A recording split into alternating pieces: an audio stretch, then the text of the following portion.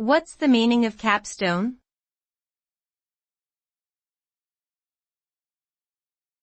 Capstone.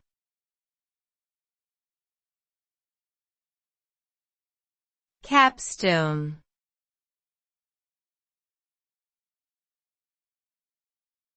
Capstone.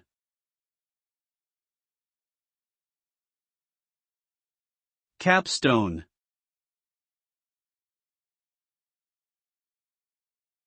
The word capstone refers to the final stone used to complete a structure, usually a building. It is a term that has been adopted in various fields and now commonly refers to a final project or assignment that demonstrates the culmination of skills and knowledge obtained throughout an educational program.